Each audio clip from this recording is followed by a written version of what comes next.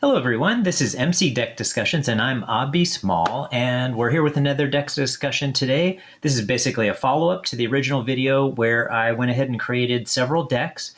And I should probably mention this up front. So the whole purpose for me in creating my initial deck or decks is to give me an idea for something to start with, but almost never do those decks end up being the final deck.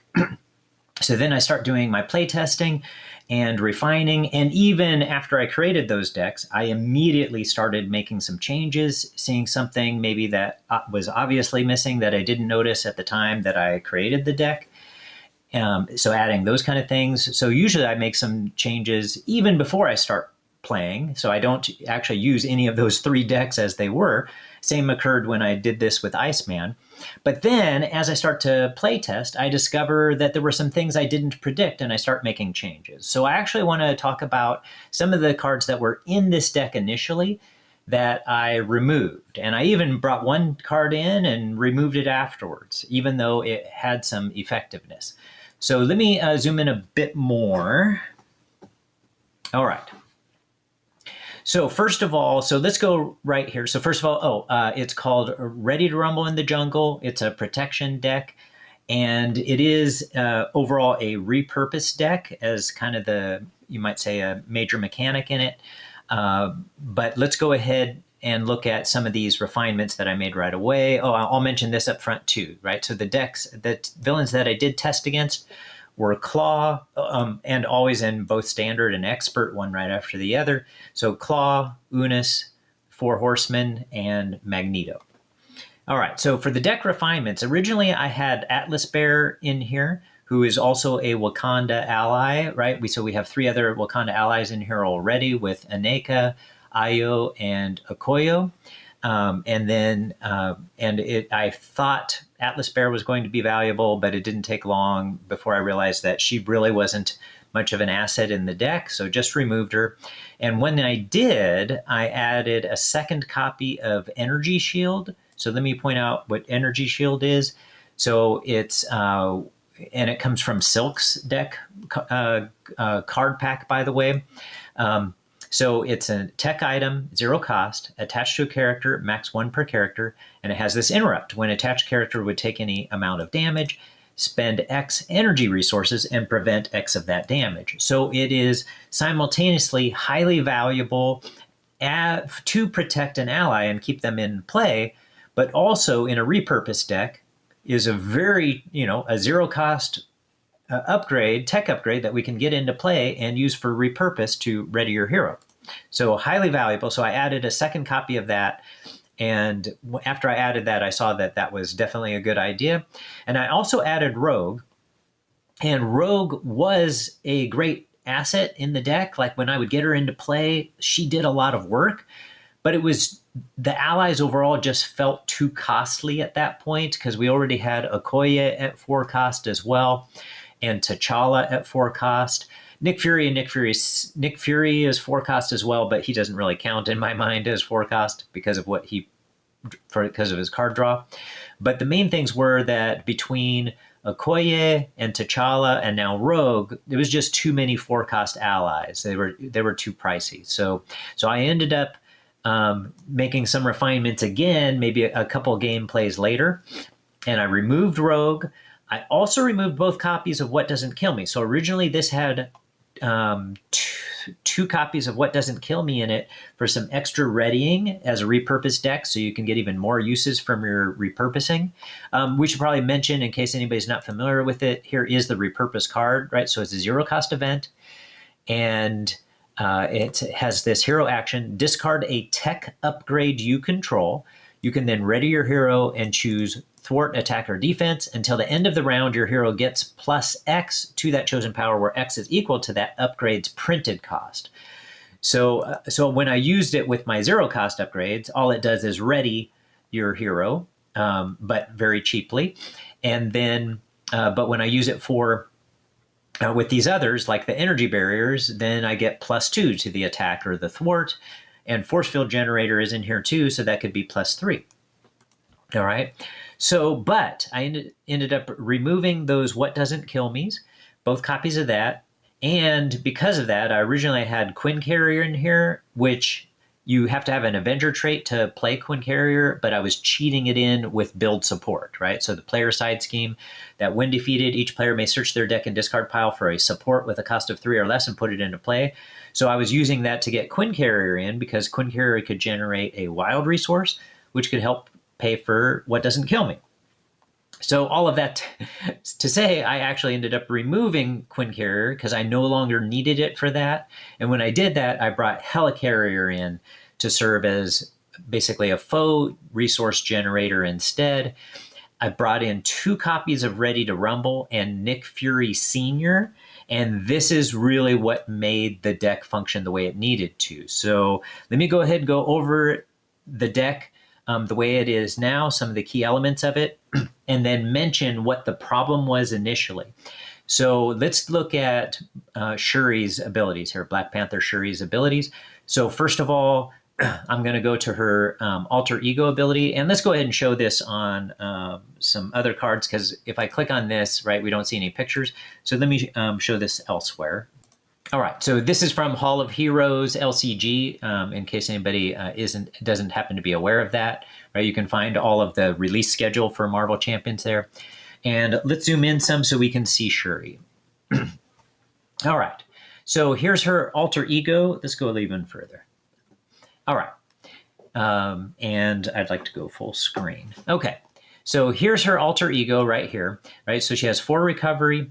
She has the Genius and Wakanda traits. Genius is important in this deck, and she has this inventor ability, this action, Exhaust Shuri. Search your deck for a Black Panther or tech upgrade and play it, reducing its resource cost by 2. So all of her own upgrades that qualify for this, or the ones that you tend to prioritize, I should say, are the ones that are similar to the ones that are in the original Black Panthers decks. So those were, looks like all 4 of them are right here. Nice.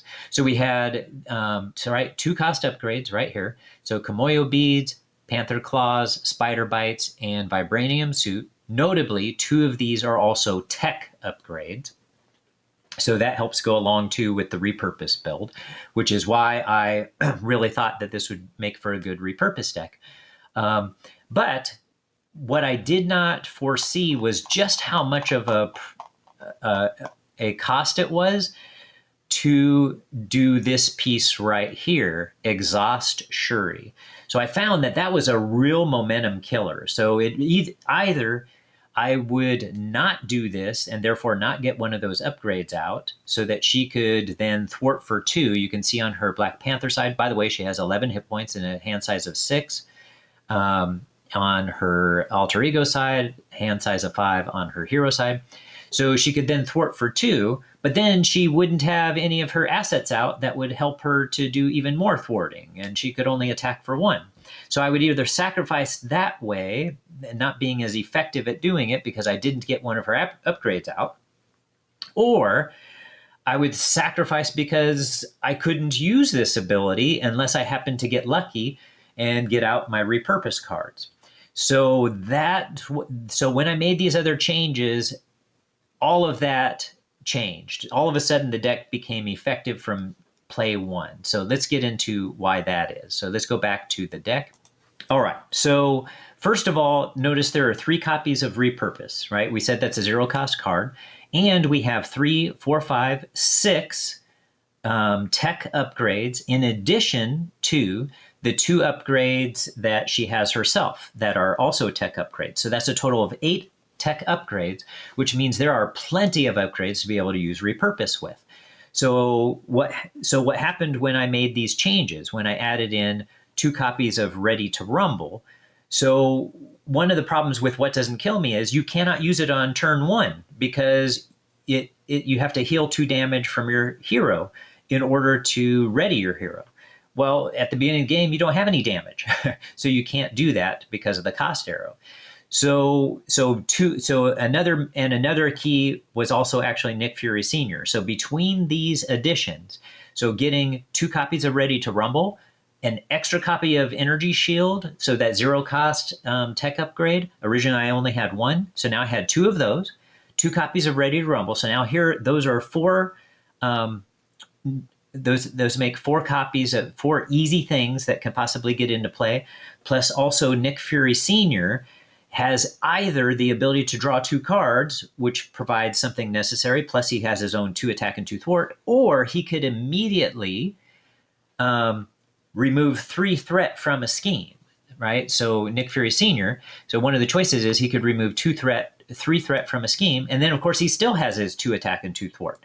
So you could immediately start to gain some board control and get things set up and still be able to utilize Shuri's ability, her inventor ability on her alter ego side from turn 1 the vast majority of the time, because either I would get out Nick Fury Sr., regular Nick Fury, Moon Girl. If you don't have Moon Girl, it's still highly effective even without her, but you know she provides that card draw as well. So either I might get those characters out in play, getting that card draw and getting things set up, or I would have Ready to Rumble. So, you know, that's just a 1-cost resource. You play under any player's control, max 1 per player, right? So here it is, 1-cost upgrade. And it has this hero response. After you change form, discard this card, right? It's a hero response. So if you use Shuri's alter ego ability to get one of her upgrades into play, and you get Ready to Rumble in play, then she can ready immediately and start utilizing her own attack or thwart and whatever card that she brought into play. And so then everything changed. On top of that, right, maybe you got one of these energy resources in play and a repurpose card, right? So, or, you know, actually, if you just got any repurpose card at all, right, you could immediately do something with the deck, but it was preferable if you could use it maybe with one of your energy shields. So you end up with lots of ability to ready or take care of business because of your allies that could produce card draw. So everything changed once that happened. So with that in mind, let's go over a few other notable elements of play here. So first of all, the Dora Milaje, this card here, again, I want you to be able to see the picture of it, so let's go check that out. Okay, so these come in her hero pack. So first of all, notice these are all the Dora Milaje allies. And then we also have then the Dora Milaje support, a 3-cost support. Essential in this deck if you're going to also play these Dora Milaje / Wakanda traded allies. So you ignore this resource card if your identity has the Wakanda trait and Shuri has the Wakanda trait, and it has this action: exhaust Dora Milaje, resolve the special ability on one Dora Milaje ally, and heal 1 damage from that ally. So the key ally that you really wanted to get into play, although, you know, if at the time you can't afford Okoye, you could go for the other 2 and they'll still be assets. But this healing 1 damage means you can have one of these in play the entire game. They're permanently attacking and thwarting for you. So my first priority was Okoye, but again, you know, if I have one of these others available, they're great resources too. So the advantage of this is, so normally, let's look at their abilities real fast. So they have this response, all 3 of them, right? So after they use a basic power, you resolve this special ability on another Dora Milaje ally. So the problem is you only get to use, you know, that's only effective if you have 2 of these out. This Dora Milaje support changes everything because now they're effective as just 1 ally. So especially if you have Okoye, so we'll look at her in a sec, right? So read this again: exhaust Dora Milaje, resolve the special ability on 1 Dora Milaje ally, and heal 1 damage from that ally. So if you look here, you get to do her special, right? She doesn't have to do the special on a different one. She gets to do her special if you have Okoye out. Choose a Wakanda hero or ally. She's an ally. They get +1 thwart or +1 attack until the end of the phase. Now, of course, you could also, you know, use that on your hero, but you can use that on her in particular. And now what that means is she's a permanent 3/3 that's out there the whole game. Plus, she has 3 hit points on top of that. So once you start getting these others out, and you can keep, a couple of them in play for a very long time, and usually for the rest of the game. So very effective usage. Like this transforms the usage of these allies. So I do highly recommend them in this deck. And so let's go back to the main deck here. All right.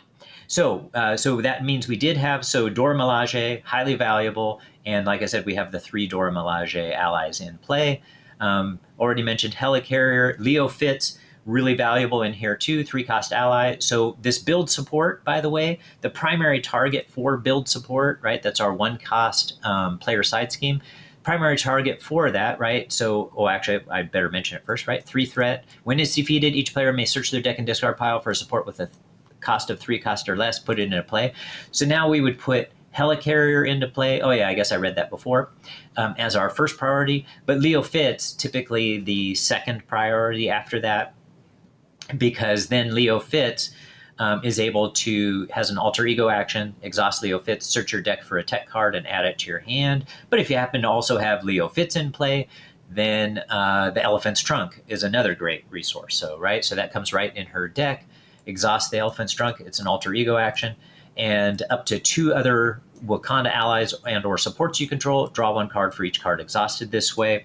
So another highly, no matter what, you get at least 1 card draw whenever you're in alter ego with this card. But then typically you team it up with Queen Ramonda, right? So Queen Ramonda has the alter ego ability. Exhaust her, heal damage from an alter ego with a Wakanda trait equal to that alter ego's recovery. So Shuri would be able to recover for 4 in her alter ego. But most of the time, I would try to make it so I wouldn't have to utilize that, because the Elephant's Trunk, it can exhaust a Wakanda support, and Queen Ramonda is a Wakanda support.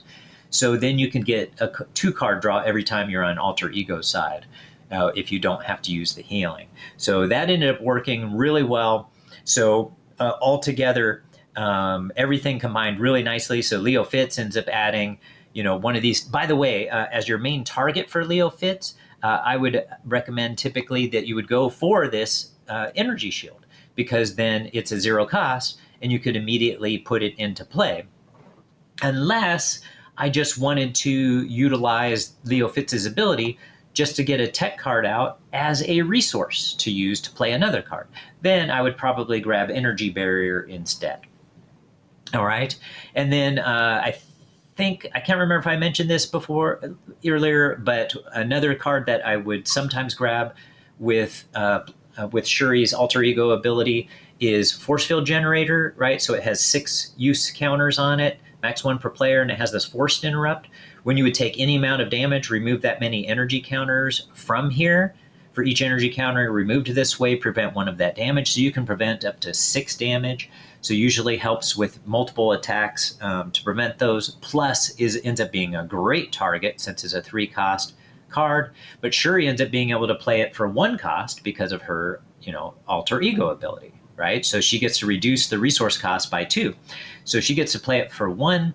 And then not only can it protect Shuri, but they can be used with the repurpose card to add 3 attack or 3 thwart, or 3 defense. But in this deck, it would be the 3 attack or 3 thwart that we would use it for.